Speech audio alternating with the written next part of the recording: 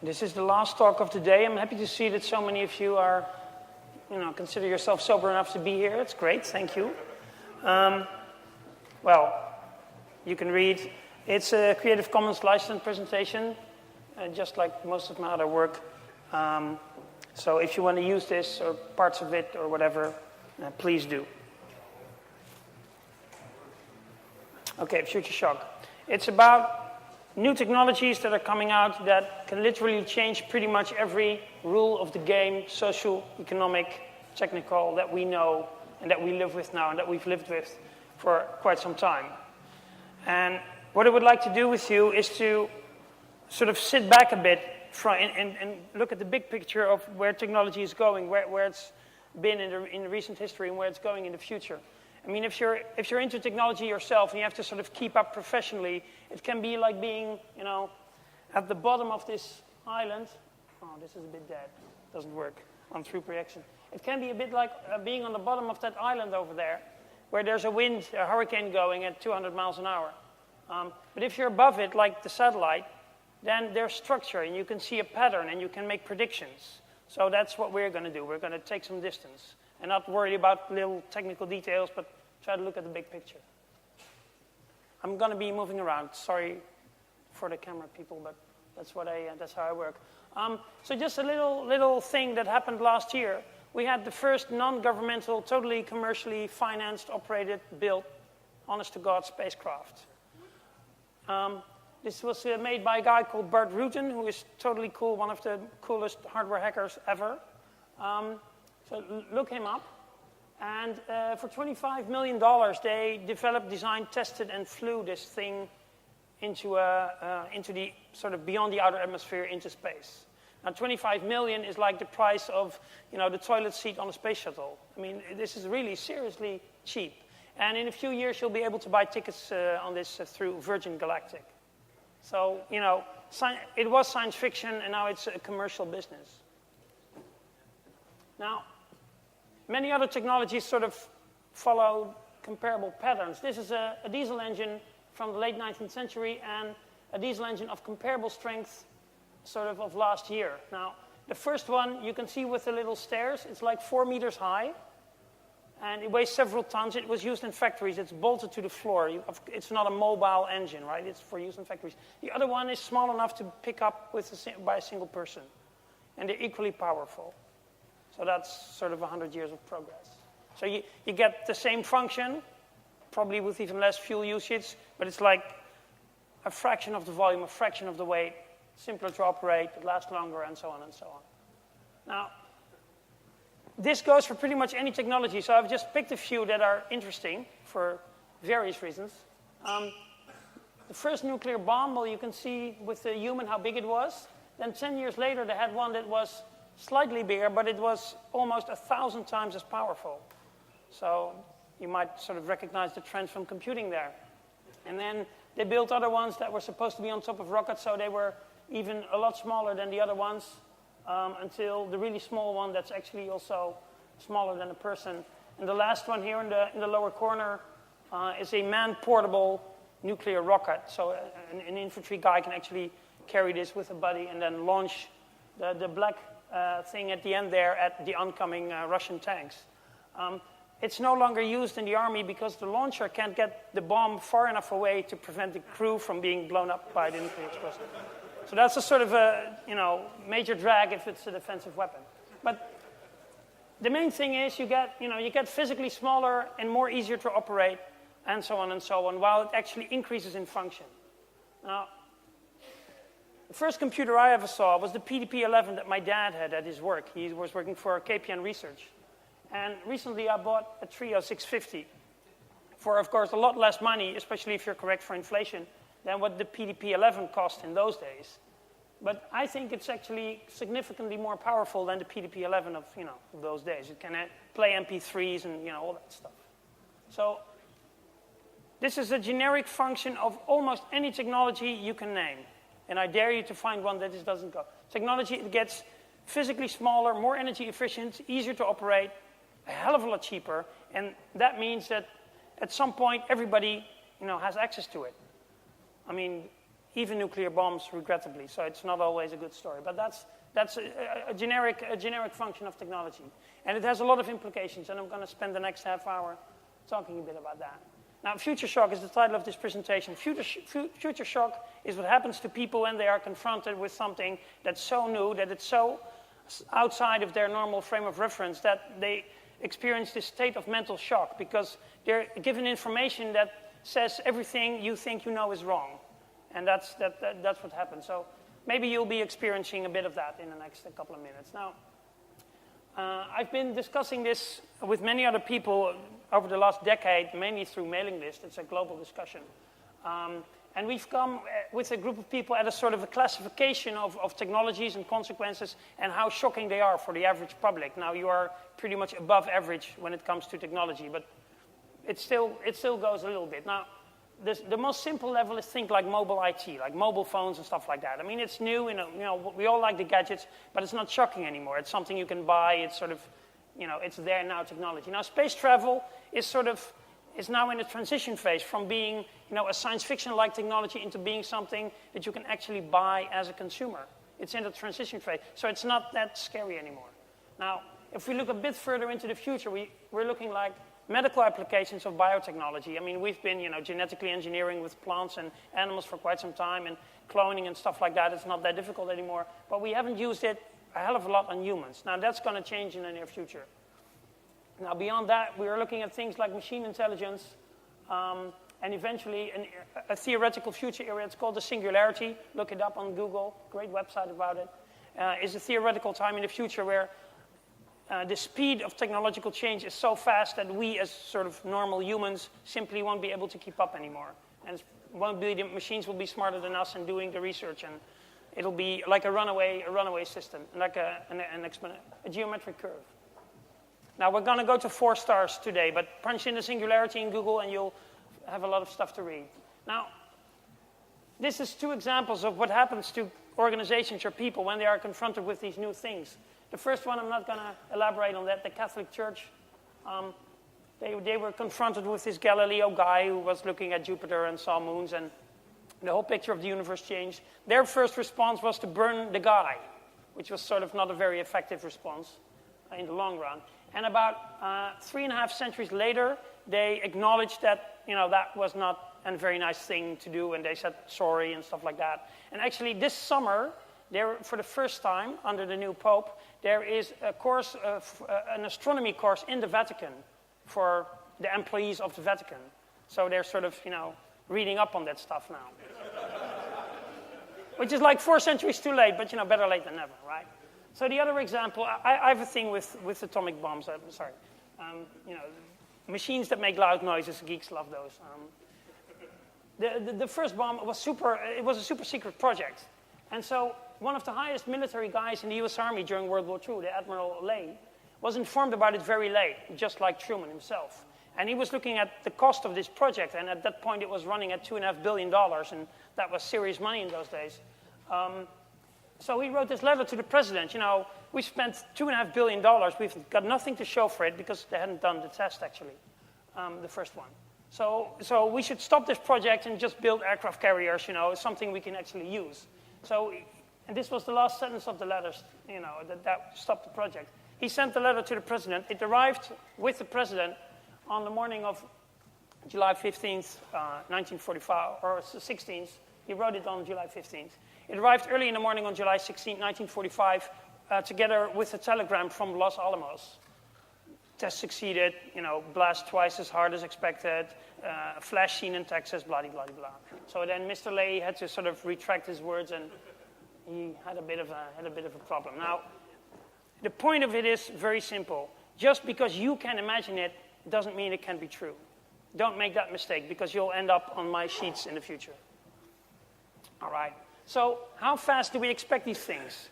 Because if a technology is like 300 years away, if it's a Star Trek story, it's really not part of your sort of, planning. I mean, you don't have to take it into account. But if it's 10 years away, it starts to be something that you're thinking about. Now, I do some sort of forecast research stuff every now and then for the Dutch government. And they have these very nice reports. They're about that thick. And they have titles like The Netherlands in 2070 or something like that. And when you read them, it's like the Netherlands in 2005, except that the cars are a bit faster and the laptops are a bit faster and the washing machines look a bit more like space shuttles and they may have an internet connection. But other than that, it's all the same.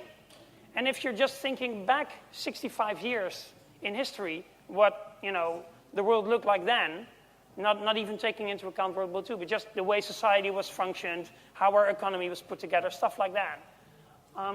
It's totally insane to think nothing fundamental will change in 65 years. I mean, it's just insane. So the straight line, that's sort of their way of looking at the future, saying that the future is essentially the same and it will only change very, very gradually. Now, if you're looking at historical data about sort of how things change, how technologies develop, how knowledge develops in time, then the green curve is a much more accurate description of a knowledge development process and technical development processes. And you see that, for instance, technologies sort of, they start very slowly. It bubbles under the surface. Most people are not aware of it. And then at some point, there's a breakthrough. For instance, in Netherlands, at some point, a bunch of people started this company called Access for All. And then suddenly everybody said, hey, there's internet. But internet in some form had been around for a quarter of a century at that point. Just, most people weren't aware of it. So for them, it didn't exist. And then suddenly it existed. But of course, it had been existing for quite a while, really. And then, stuff went really quickly. Now, the green curve describes the adoption of almost every technology in the history of history. From, agriculture, metalworking, right up to mobile phones or Wi-Fi and stuff like that. So, a couple of groups of technology I'm going to be talking about. And the first is the stuff we all know and love and hate. It's ICT. So it's all kinds of ICT stuff. So there's the internet. It's been around since the 60s. Mobile communication, which has been around for much longer. You could get a mobile phone in your car, or a mobile phone in your car, a car phone in Chicago and New York in the 1930s. I mean, it was expensive as hell, and the network, quote unquote, could only carry 6 calls at the same time. But car phones, have been around since the 30s. So what's new about mobile phones? They're very cheap. They're very small. They're very light. They're very usable. But the basic technology has been around for much longer. Now, supercomputing is not something you have in your home, except your PC is the supercomputer of 30 years ago. So look at the supercomputers of today. You'll know what your PC is in 20 or 30 years. What you notice is very affordable cars that are very safe to operate, to drive. What you notice is the planes almost never fall out of the sky anymore. And if they do, it's because pilot error. Because the planes really are very good. It's the pilots who make stupid mistakes. What you also notice is that the US no longer doing nuclear testing. Well, they still do nuclear testing. They just simulate it now. So they don't have big holes in the desert anymore, big mushrooms. But they simulate those, and they do those daily. So they're working on a whole new generation of micro nukes and stuff like that to use in places like Afghanistan. But they don't do actual physical tests. It's not necessary anymore. You can simulate that stuff on a supercomputer, and the data is just as accurate. Now, robotics, we have the first robots now for the household. We have, vacuum cleaners that can vacuum clean autonomously, stuff like that. You can buy them for like 1,300 euros from Moulinex. You have this little disc-like thing, and it goes through your house and vacuums. And if the battery runs down, it returns to the docking station and stuff like that. And it has a motion sensor, so it only operates when you're away, and it's really cool. And of course, we have like the Sony Aibo dog, which is by far, the gadget of the high expensive gadget type thing that is sold to women. 40 to 50% of all Aibos are sold to women, which is like a totally weird ratio in sort of that market segment, where generally stuff is sold to, white males, 25 to 35. So the last AI, artificial intelligence, I'm going to show some pictures of that. Now, this is a surgical robot.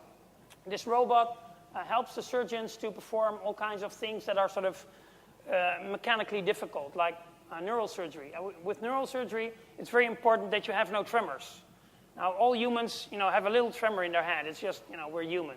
The robot doesn't, which is very good news if you're the patient. But the really cool thing about this is that the only thing moving between, the robot and the patient and the surgeon who is sitting there with his mask on and stuff like that is a bunch of zeros and ones through a dependable network. So there are now operations being done where patient and surgeon are actually on different continents. You just need this very, very dependable, triply redundant glass fiber network, but you can do it, which is good because you can use these surgeons that can do these very special things, and there are only like 10 of them in the world, and you don't have to fly the patients to them or to fly the surgeon to the patient. They can just, stay where they are more or less, and then they can still do the operation. Of course, you still need a local staff to do things like, stitching up the patients after the operation, but it's the middle part of the operation, the hard part, that you can have done by a specialist who may be in Boston and you're the patient in Amsterdam, Paris, or Kinshasa. So you can sort of use your people more efficiently. Now, the guy shouldn't be in a green suit, You could have the console at his home. He could just be in his, jogging suit. He wouldn't have to even drive to work. So that's another 2 hours a day. He can do 4 more operations on 4 different continents. But they're still figuring that out, as you can see. Now, some examples of artificial intelligence. Pretty highly skilled work, like a Shell using neural network analysis for oil exploration. The Dutch Cancer Institute doing cancer pap smears, cancer research for all of Europe with automated systems. So we have a tissue sample that may or may not contain a tumor. You take a digital photo of it through a microscope. The machine then looks at that digital photo and says, this is a tumor or this is not a tumor.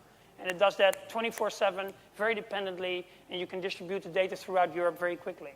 This is much nicer than having human lab workers look at that, because they make mistakes and there are always too few of them, and so on and so on. Now, the last one, the music industry has this, EMI and Sony have these databases of all the popular music of the last 5 decades, combined with the actual music, release moments, and all the financial sales data. And these neural networks have been chewing on those databases for quite a while, and they can now, to a certain extent, predict what is the optimum release moment for a part of music.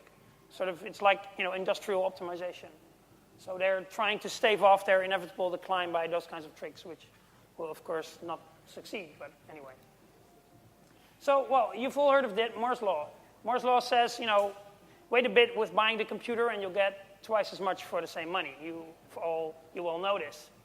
The funny thing about Moore's Law, of course, it's not really a law like a physics law. It's more like a rule of thumb. But it's a funny rule of thumb because it's been going on for over a century. If you look at the historical data, Moore's Law was in effect way, way, way before Mr. Moore was even born. So first we had mechanical calculators. In the late 19th century, they made tabulation machines to do population counts, a census. And then during World War II, we moved to electronic computers just in time to crack all the German code so we could do the Normandy thing with some degree of success. So that was good. And then the electronic computers, they were big, they were hot, they had a 1% uptime, so that it was quite sucky.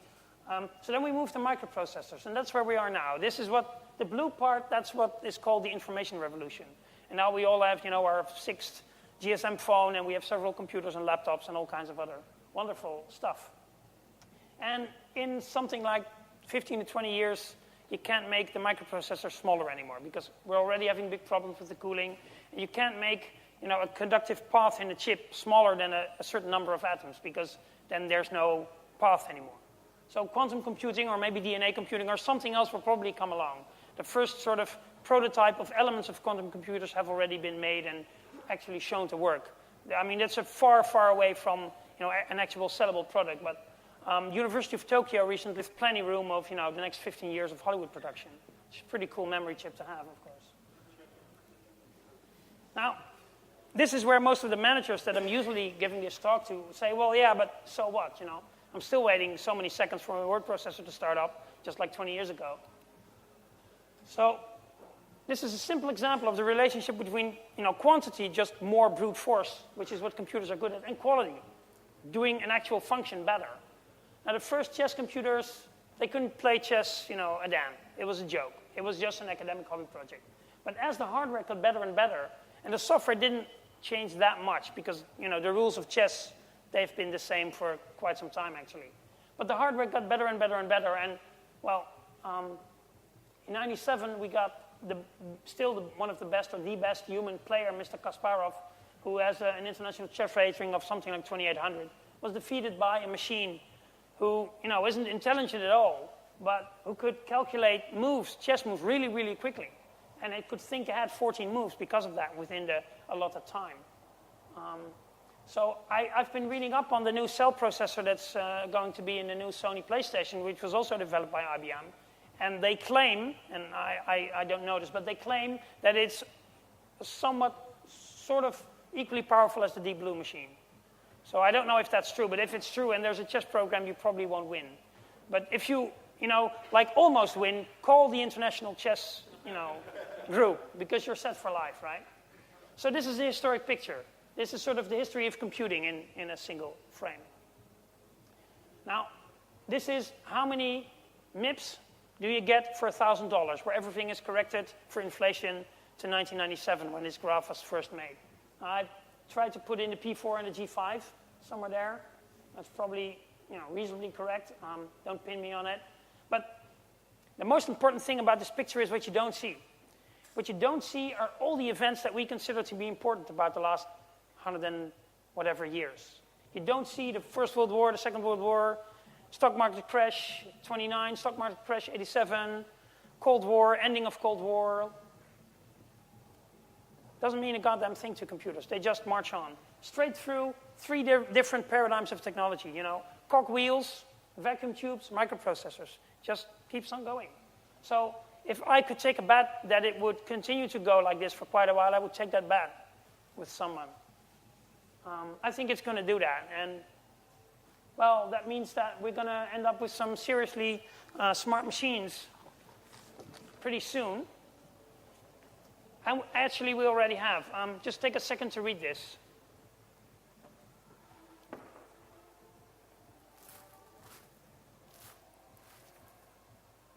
So this is not the first paragraph of a book on artificial intelligence. This text was actually written by a machine without any human intervention, except that the machine had absorbed a small university library of novels.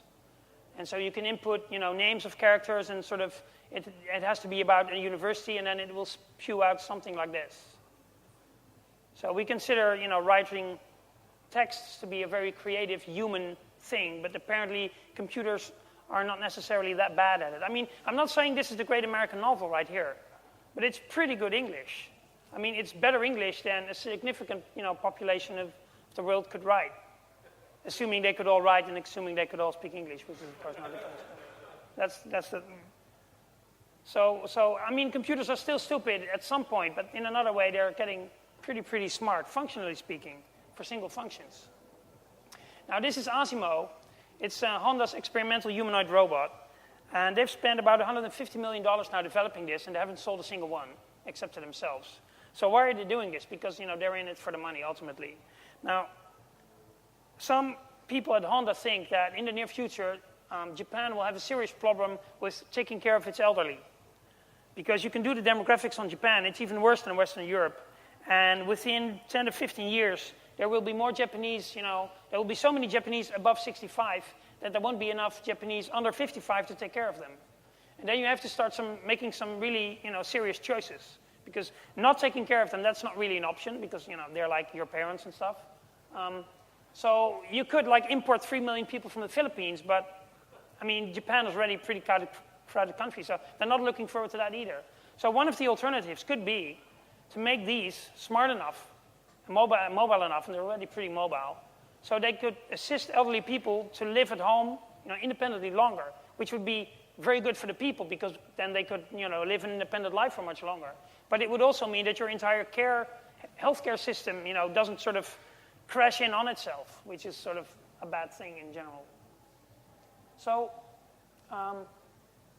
let's see. Oh yeah, this is an interesting quote, I think, really sort of sums up the issue.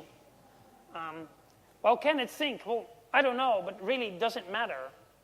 I mean, Deep Blue can't think, but hell, it can beat chess, it can beat anyone. And the other machine, it can't think, but it can still write texts. So, I'm just want to show you this clip from iRobot. Dr. Lanning, Want to explain why you were hiding at the crime scene? I was frightened. I apologize for the subtitling. Robots don't feel fear. They don't feel anything. They don't get hungry. They don't sleep. I do. I have even had dreams. Human beings have dreams. Even dogs have dreams, but not you. You are just a machine. An imitation of life. It's pretty racist, isn't it? Can a robot write a symphony? Can a robot turn a canvas into a beautiful masterpiece? Can you? This is the single most important question of the entire movie as far as I'm concerned. Because it sort of wraps up the entire debate about, artificial intelligence. I mean, what's the norm for being a human being? And does it apply to all human beings? And if it doesn't, then aren't they human anymore? I mean, what's the... if writing a symphony is the norm for being a human being, then most of us are seriously screwed. Right? So that norm is not going to work. So we have to figure out something else. I don't know what, but something.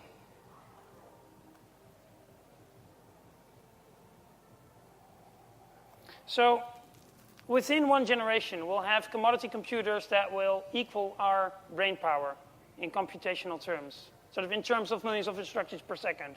We know a lot about human neurology, and we can do calculations on that, and it's something in the 100 billion MIPS mark for an average human brain. Your mileage may vary, obviously, but something like that. And we're going to have that in like a generation, and of course a generation or 3 or 5 years after that, it'll be in your phone, right? I mean, that's sort of how it goes. So now, if I were one of those elderly persons and drooling a bit, and I have a robot at home, what I would want functionally is that it is as human as possible, that it is emotionally sensitive. So if I'm having a bad day and I come home and I slam the door, that it reacts appropriately. That it says, hey, what's going on? You want me to make you a cup of tea? Stuff like that. That would be good. That would mean that the manual could be thinner. If it's like more, that's why most of us are using GUIs. Well, not most of this group actually, but most of the people who use computers prefer GUIs to command lines because it makes the machine come to them, right? The problem is that as you become really good at that, then, if they become really sort of emotionally sensitive and smart and all those things, then what's the difference between them and us? I mean, is there even a them and us? I mean, you can say, well, yeah, they're made of plastic and Kevlar and we're not. Well, yeah. But it sounds a bit like the arguments that people had, for instance, in the Netherlands in the first 20 years of the last century, where we had a discussion about should women be allowed to vote. And so, it was a big political struggle that lasted about 40 years. And only in the 1920s did women have the right to vote in the Netherlands. Before that, they were literally second-rate citizens. And of course, before that, we had the whole discussion about, anybody who's not white. So it maybe, machine rights could be one of the next hot political issues for the next 30 years. Because people laugh about it now, but it's exactly the same laugh as, all the men had when the women came to them and said, we want to vote. Ha, ha, ha. You vote, you don't even know, blah, blah, blah, blah. Right. The next big thing, biotech. This is one of the reasons why I don't want to be just in IT anymore as a professional. Because I think the really next big thing that's going to rock us is biotechnology. Bionics, artificial organs and implants. In this very same hall, Mr. Warwick from Reading University gave a lecture on that. And of course, ultimately, the replaceability of most of the parts of our bodies for medical reasons or other reasons. Now, this is just sort of a small sample of some headlines. I read a lot of newspapers. None of them are paper. I guess most of you. Now, the Olympics record, that was a guy with one artificial leg. So, he's running faster than most of us. And I think that we can, abolish Paralympics for running within a decade, probably. Because the people with the artificial legs will be outrunning the healthy people, which makes you wonder what healthy means. So this was a couple of years ago that they first did this. It's a new implantable heart. And it made headlines because it's the first heart that actually beats. We've had implantable hearts for longer, but the last generation was just like an electric pump. And it's very disorienting for the patient because then he doesn't have a heartbeat anymore, which is something that you're sort of used to, throughout your life. You've grown used to it. And then if it's suddenly not there, but you're still going on living, then your body is in this total panic state, which is not good. The other great thing about this heart is that it has an internal power supply, which means that the patient doesn't have a power wire coming out of some part of their body at some point. I was on a conference as a speaker in Berlin in 2001, and I met one of the first recipients of the last generation of artificial hearts, and he was there to speak about his experience. And he had this sort of plug coming out of his head, and the wire went into his neck thing here, and he had this hip set with him with a battery, and that was the battery for his heart.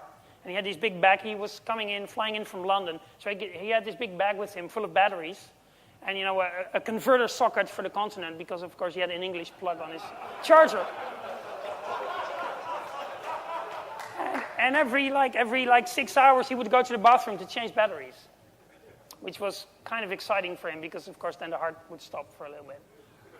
But he was alive. He was, he had been given up by the normal surgeons, and so this had been an experimental thing. And he'd been alive with that thing for 3.5 years, and he was leading an active life. He did, he was still flying planes, glider planes, as a hobby. He was flying from London to Berlin to be a speaker at a conference, so he was leading a full, valuable life. I mean, it's really cool. And of course, heart failure is, by far still the first cause of death, especially among males in the Western world. So this could significantly add to our life expectancy as the technology matures. Now, totally different game, something that's utterly illegal, but it happens. It's designer babies. It's genetic selection of embryos on the basis of desired qualities. Now, this was a fairly clear medical case where women had a genetic type of Alzheimer called early onset Alzheimer. That means you get Alzheimer before you're like 40 or 45. And she didn't want her children to have that, which is an understandable wish for any parent, I would think. So she knew some people in the medical community and had a series of embryos made, which is, garden variety medical technology nowadays. It can be done in any hospital in the Netherlands. 1 out of 60 children in the Netherlands is born through IVF fertilization. So it's totally garden variety technology. It's nothing special anymore. They made a series of embryos. Each of the embryos was scanned for the bad gene, and only the ones that didn't have the gene, which was a small portion, were actually used for implantation. And a single healthy baby was born out of this procedure. Now, this is totally illegal in all Western countries. My problem is it wrong? I mean, in this case, I couldn't explain to this woman that she did something wrong, because the baby will never have Alzheimer, and the baby's babies also will never have Alzheimer. So, what's wrong with that? The problem is that you can also select for other genes. Thanks to the Human Genome Project, most of its data is on the internet. You can look it up. We know, sort of hundreds and hundreds of genes, and their number is growing daily, literally, what they do. And it's things like musical ability, susceptibility to getting schizophrenia, becoming a heroin addict or an alcohol addict or a compulsive gambler, or having a math talent, good eyes, of course, eye color, hair color, skin color, all that stuff. So when you can select for that, then we might sort of run into problems. Maybe, I don't know. I also don't know the solution for that problem. I know for sure, and I think from other technological experience, you can agree that banning it is not going to solve it. Because if you ban it in Europe, people will simply go to Singapore with their money. And they'll come back from Singapore pregnant, and then what are you going to do? Stop them? Stop all women flying into Amsterdam airport to check if they're pregnant, and if they're pregnant, have them do a genetic test. I mean, it's insane. So you can't control it at that level. So you have to figure out something else. I don't know what it is. I don't think anyone knows yet. I think we have to really think about this stuff before it arrives. I mean, preferably, sort of that we have some idea of what we're going to do when it hits us, right? So many of you have maybe seen this picture before.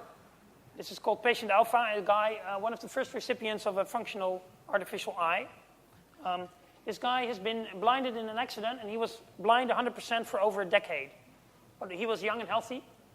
And what they did was they implanted a little camera on a pair of glasses, and it makes 12 black and white frames per second. So it's like blurry, very old-fashioned TV viewed through a foggy window, something like that. And then he has a computer with him. It's portable. That converts the digital signal to an analog signal, and the big blue thing going into his head, it's on this side of the head where the part of your brain is that processes visual information. And it's 100 electrodes implanted into his brain. And after a couple of months of practice, he can actually see images again. And he got a new car. Seriously. Now, he shouldn't drive that car, in the neighborhood of Amsterdam on the Monday morning rush hour, right? Because we Dutch people, we're insane in traffic, especially on Monday morning.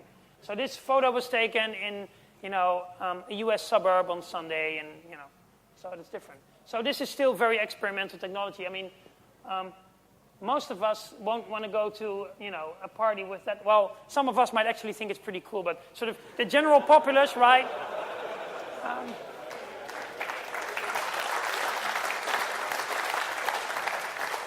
The general populace does not want to carry that kind of stuff around, right?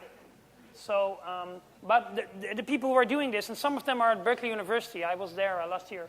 I talked to some of those people.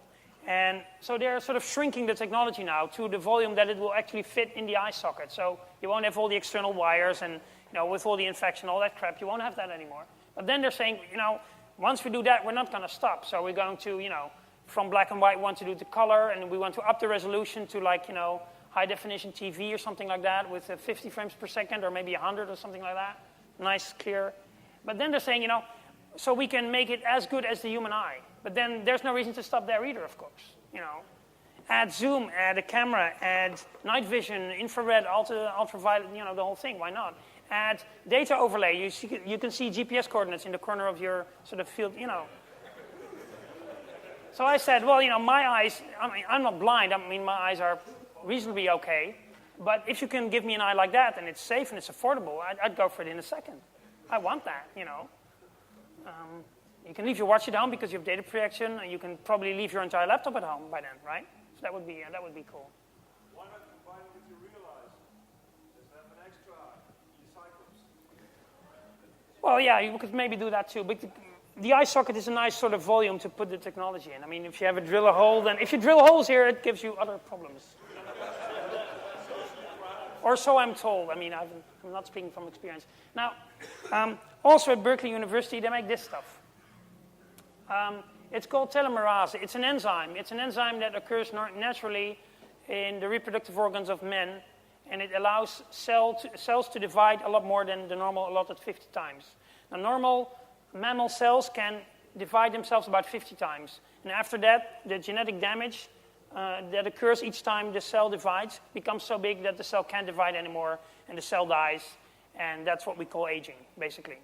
So nature has built in, a time bomb at the genetic cellular level, so that each of us, after a certain amount of time where we can, grow, you can learn some stuff, you can reproduce, you can take care of the kids, and then you have to, get out of the ecosystems to make room for new ones, right? With new genes, new ideas. Now, this is great for evolution, but it's really sucky for us because we all get to die. And a lot of people don't want that. I don't want that. Not for a long time anyway. I've got plenty more books to read and people to meet and all that good stuff. So this enzyme, what it does, it actually stops that clock. And they're testing it now on all kinds of lab animals, from little worms to rats. And with the worms, they can up the healthy lifespan about a factor of 6, which is pretty interesting. And with rats, it's between 1.5 and 2.0. And a rat is about 50% genetic identically to us. It's a mammal, it's warm-blooded, right? So at the cellular level, it's fairly identical. It's not that big a difference. The big problem is dosage with the stuff. If you shoot up too much, then the rat develops cancer, in a way that it kills it very quickly. So this is not yet, supermarket-grade stuff, and it won't be for the next decade, but it might be at some point in the future. And one of the people financing this privately, because all this research is very privately funded now in the US, because the Bush government has sort of withdrawn everything that is, remotely something like this. But Larry Ellison is one of the big financiers of this, because he's one of those guys, you got the 100-foot yacht, you got the houses, you got your own private MiG that you bought from the former Soviet Union, you got all that stuff, and then you got the other 17 billion in the bank. What are you going to do with it? What's the point, right? So what he does is he's buying more life, or he's taking a shot at it. But the nice thing about scientific research is that we all get that stuff at some point.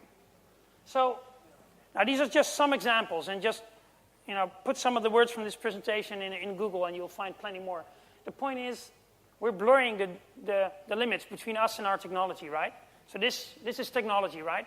This is me. And if one of you breaks this, we got some sort of type of insurance or something, or you buy me a new one, no harm done. If one of you breaks this, and, it's intentional, then it's like, the police, lawyers, courtroom, the whole thing.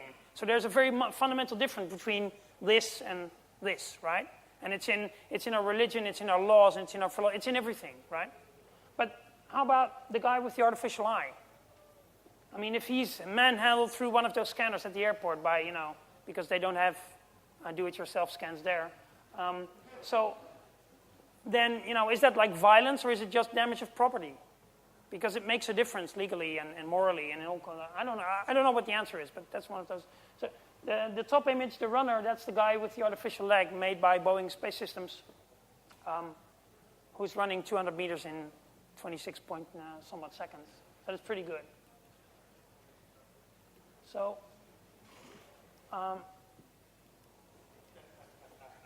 babies that are born today, I think, have a life expectancy of 200 plus years, unless they run into a bus or something like that.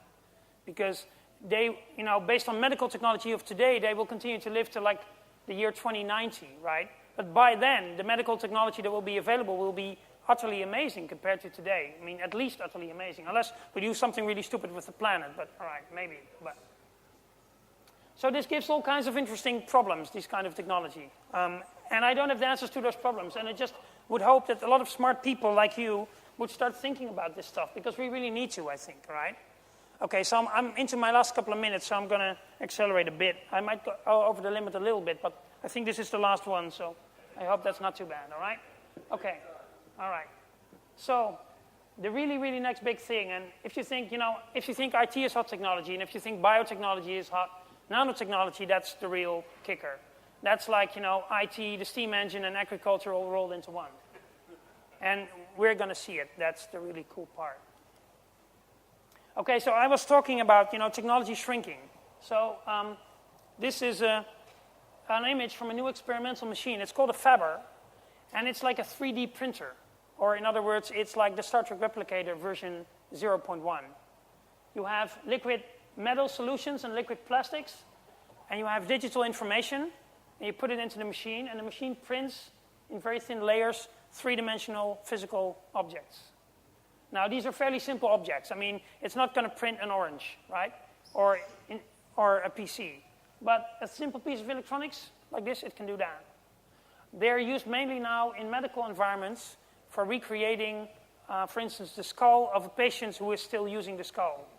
So the surgeon can then practice on the plastic skull for a couple of times and then do the actual operation. But you can take a CAT scan of a person and then use that data to recreate the plastic skull, which is three-dimensionally correct down to the millimeter. And you can use a type of plastic that's comparable to, living bone and stuff like that. So it's very good to practice on instead of going to the real human, the first time around. NASA is putting a lot of money into this technology because they've figured out that if you want to go really far away, you can't take all the spare parts with you that you would like to bring with you. So the trick is to not do that. The trick is to take only the information with you. Or maybe just a radio receiver so they can send you the required information from Earth as, the need arises. And you just take generic materials with you, and you only make what you require at the moment that you require it. Preferably, of course, even with local materials, right? So that would be pretty cool technology. But, I mean, if you can make, like, little plastic things and some other...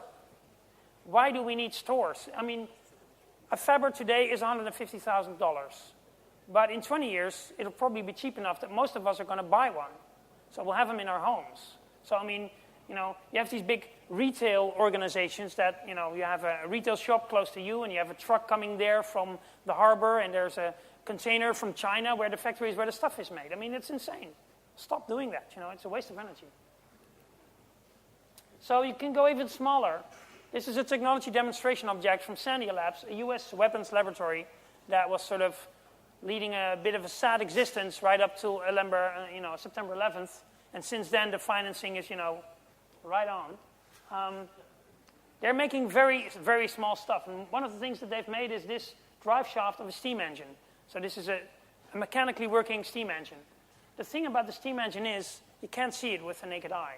So the little clumps of things you see there, they're red blood cells. So this was made with an electron microscope. So here we have a mechanically functioning steam engine, too small for the human eye to see. Now, the steam engine is not much use, but what would be useful, for instance, is a chemical weapons laboratory the size of a grain of sand. And you could produce them the way you produce chips. So the first one is really, really expensive, and then the next 100 billion are pretty cheap, right? And you pour them out over a country. They have a little networking stuff on board, some mesh networking technology, and they link up into an ad hoc network. And wherever on each square meter there are one of two of these grains of sand. They're too small, you can't find them. There are too many of them. And then they can communicate to the overflying unmanned aircraft, where the stuff is. So you don't have to go in with tanks. Now, of course, some people actually like going in with tanks, so that's another thing. But in theory, that could, solve a lot of monitoring problems. In the non-weapons area, you could make pretty interesting surgical instrumentation with this, the kind of surgical instruments that go places where we can't go today, like really down deep into the brain and do some stuff there, remove a blood clot or something like that. That would be pretty cool, right? So the basic technology for making this is the same as chips technology. So all the big investment that Intel has made is now, being harvested for these kinds of uses, right? But this is the ultimate thing. I mean, this is technology that puts all our technology to shame. The potato. Basis for French fries and potato chips, which, as we all know, powers the internet, among other things. But it's really cool if you think about potatoes. Because the cool thing, for all their complexity, they are really, really cheap. I mean, consider what a mobile phone costs, and consider what this costs, and then compare their complexity. I mean, a single part of the peel of that is more complex than the entire mobile phone. Just a single cell of that is more complex than a mobile phone. So how is nature capable of producing that for a couple of cents, and we're still spending 500 euros on a new Trio, whatever, So what are we doing wrong? That's the basic question here. Well, nature is a very clever way of building stuff. It just grabs atoms from the natural environment, and it stacks them up, and that builds, atom by atom, molecule by molecule, it builds the required structure. I mean, you have all the trees out here. These little nuts fall out of them, and some of them fall on the ground, and then spring comes, and the genetic program inside the little nut starts to roll, and it builds a tree. And it doesn't have a supply line from China, It just uses carbon from the air, some minerals from the ground, water, sunlight, that's it. No management required, it does it all by itself. And of course, the cool thing about the trees is, just like the potato, they're self-reproducing. So with one of those little nuts, if you take some time, you could populate the entire planet, right? I mean, it doesn't happen overnight, but it will happen. So nature has been doing this for 3.5 billion years now, and we're still, dicking around with our factories. It's not very impressive. So now people are actually starting to think, okay, so maybe we can do it this way too. Maybe we can, just take carbon atoms and stack them on top of each other like little Lego blocks and then build, whatever it is that we want. Now that, in a nutshell, is called nanotechnology. Nano is the scale of about the diameter of a single atom. It's a billionth of a meter. Now, if nature can build an entire forest from a single chestnut, why can't we put a brick into the ground, throw some fertilizer on it, have some sunlight, have some rain? We have enough of that nowadays in this country with climate change. And poof, instant new village, including, all the water pipes and the glass fiber and all the crap into the ground. I mean, everything you see in this picture is less complex than a single tree or even a single tree leaf. So, what's the problem? So we're beginning now in the labs to do that. And since nature has already been doing it for quite a while, we know it's possible to build stuff that way. There's no natural laws in the way. It's just a bunch of engineering that we have to figure out. And we're figuring it out. No, seriously, we're figuring it out. This is really hot stuff. So if you could make, like this is my last PDA, the Zaurus. If you could make like a Zaurus or a diesel engine or food or a liver ready to transplant into a really sick person, if you could make all that stuff for the price of a potato, that would seriously affect sort of the way we live and, the way our economy is structured, right? And so that's, we're starting out now. One of the early applications is an additive for diesel fuel. It's now being used in buses in Hong Kong and London. and it accelerates, or it cleans up the whole burning process. It's like a catalyst at the molecular level. And it reduces soot by about 12% and increases fuel efficiency by about 6%. So this is an early sort of thing. It's sort of not really nanotechnology, but it's sort of in that corner. This is the next generation memory chip from IBM. They demoed the first prototype of this last spring in Hanover at the CeBIT, I think. They claim that somewhere in the next decade they will have a 10 terabytes compact flash format memory chip, which is pretty good because, you know, sort of a significant part of your sort of film collection could actually fit on there, and you could have it with you. Maybe not everything, I don't know about you, but I'm a compulsive downloader, so. But the thing is, this is like a punch card, which some of us may remember. Like, you know, a hole is a 1 and not a hole is a 0. That's sort of the idea. But the thing is, the holes are only 2 atoms in diameter. So this is like really, really small. And there's a lot of space in this. And when they came out with this announcement, people sort of understood better why IBM sold the whole hard disk business to Hitachi a couple of years ago, right? It sort of became clear then, suddenly. So this is another Mitra. It's a U.S. defense research group. Not very nice, but they do very cool stuff. I mean, you know, the internet was also once a defense project, as you might remember. They make electrical circuits the size of a single molecule. So this is like seriously really small. So you could make electronic devices really, really, really small. I mean, way far beyond microchips, way beyond that. Or you could do molecular gas storage in buckyballs. We're already making this. This is an actual photograph of what you're seeing in the computer simulation on top. So you can store hydrogen gas at room temperature, which would have pretty cool energy applications, right? For like cars or whatever. Or powering your laptop with a fuel cell, I'd go for that.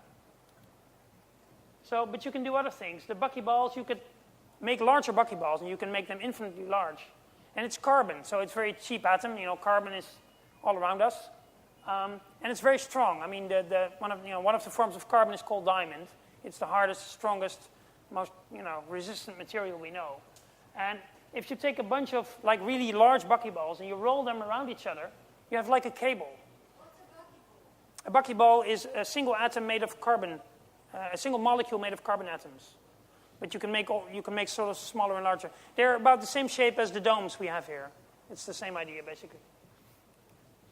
So if you take that kind of cable, you can do this. This is something that NASA has been dreaming about for half a century. But if you use nanotubes, which are the buckyballs but stretched, you could actually make this. It's called a skyhook or a space elevator. It's a cable from somewhere at the equator, a nice rocky island somewhere in the ocean. You want some sort of clear space around it, probably, in case of an accident. And it's a cable that goes up 36,000 kilometers to a geostationary orbit, and you attach a space station, and it sort of turns with the Earth. And now you can go to orbit using just electricity instead of, stuff with flames and foam packages falling off and astronauts dying and all that crap. We don't want that. So we can do this, right? That would be pretty cool. And you could lower the cost of launch. I mean, putting a single kilo up in orbit costs like $15,000 something, $15,000 or something like that. So with this, you could maybe do it for a couple of hundred, which means, we can do solar panels in space. We can do mining on the moon. We can do, all kinds of stuff that's simply unaffordable right now. So this is pretty cool. Now, this is something that was recently made in a lab. It's 2 cogwheels made from a nanotube. These are less than 1/10,000th of a human hair in width. And they're stronger than diamonds, and they're chemically inert. And there's a hole in the middle. You can put an axle through it, right? So you can have little cogwheels and mechanical devices. You can build them like this. And you could build something with the complexity of a nuclear submarine, and it would be the size of a single bacteria. That's sort of the size that you're talking about. So you could make a robot like this, small enough to fit into a very small blood vein, but smart enough to recognize bad bacteria or viruses, or to kill a cell that's becoming a cancer cell, or to do a genetic intervention on a cell that, might otherwise die or something. All these things that I'm describing that we want the robot to do are things that Mother Nature already does, right? I mean, viruses do genetic interventions on our cells. That's how they operate. So we know it can be done because nature is already doing it. So this technology is like where space travel was in the 1940s. We know it's possible. I mean, there's no sort of physical laws in the way. It's just, a hell of an engineering job to do it. But like with space travel, it's really a matter of putting a bunch of smart people on there and getting to it. And of course, the potential rewards are massive. Because if you can have this, if you can repair every individual cell at the molecular level, then there's really no reason why an organism has to die. You can just keep on repairing them forever. So nanotechnology is the hardest one to sort of wrap your mind around because it pretty much changes everything. It can do for the material world what the internet has done for the information world. Sort of an abundance at a level where there will be more than you can ever reasonably consume. That's really sort of, think Ferraris for the price of a potato. Sort of that's a bit of an idea. I'm now way over my time, I realize, but, well, I'm nearly done. Just 2 more slides. So, physical objects for almost zero money. Now, the nice thing about horses compared to Ferraris or any other car, if you have a little scratch on your horse, and you take good care of the horse, then the scratch goes away by itself. Now, with cars, this is not the case. Some people think and hope, but really it's not. But with nanotechnology, you could actually build the repair function into the paint. And DSM, it's a Dutch chemical company, is now actually working on those type of paints that are, to a certain extent, self-repairing. And of course, medical immortality, that would be a cool thing. Medical immortality is sort of not the same as divine immortality. So medical immortality means that you are not going to die of cancer or AIDS or a stroke. I mean, if you get hit by a bus, you're still screwed, right? But most of us die from other things nowadays, so that would be pretty cool. The time numbers I put on there, they're sort of a best guesstimate based on all the information I can gather from the internet, right? So all the technologies that I've shown are either already there in the lab, have been proven to work, or they're theoretically sound. So nanotechnology is pretty much where, the Wright brothers were a couple of years before their first flight, right? So the Wright brothers, they were bicycle makers from Dayton, Ohio, and they had this very simple idea. They said, look, a bird is heavier than air. Birds can fly. That means it's possible to make a machine or something that's heavier than air that can fly. So in theory, it's possible. And from then on, it's just engineering. You just get to it. You study the problem, you build a wind tunnel, you fall flat on your face, and you make a prototype and it doesn't work, you make another one, and so on. And at some point, it's going to work. And of course, then 1903, they did the first flight. They took the picture, they sent it to the New York Times. The New York Times refused to publish the picture because they didn't believe it was true. So it took a year for this picture to be published after they did another test flight at the same beach with the people from the New York Times present. Only then was the picture published. And of course, 30 years later, during the Spanish Civil War, Guernica was bombed and planes started to affect the course of human history. So it was like 30 years from something nobody believed until, bombs are falling, and yes, planes are really real. And of course, this was in an era when, technological progress was a lot slower than today. I mean, today, this process takes maybe 10 or 15 years, or maybe even less. So, what's going to happen? Well, seriously, I don't know. I mean, I have lots of great ideas about it, and lots of wishes and things I fear. I don't know what it's going to mean, to live, to be human, to have a society, or all that stuff in like 2030 or 2040 or something like that.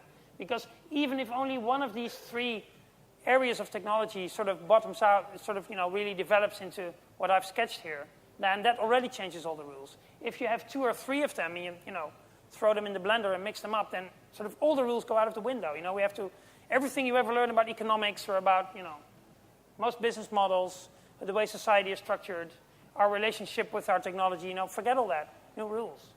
And nobody knows what they are yet. But it's not that far away. Most of us will see this, I think. I have one more, I think. Here we are. Okay, yeah. So anyone who likes to know more, and I would hope some of you do, these are some pretty cool sites. I would advise anyone to visit them. I'm going to put the presentation up there, so you can download the entire presentation, and including these links, obviously. So these are pretty cool sites. I would advise anyone to read some of that stuff and sort of get thinking about this, because There are lots of questions surrounding this, and nobody has the answer still. And I think, the kind of people that are together at these gatherings are the kind of people who might actually maybe think up some answers to some of these questions. So with that, I thank you for your attention. And if there are any questions, I'm going to be here for some time because this is the last presentation. Otherwise, thank you for your attention and good night.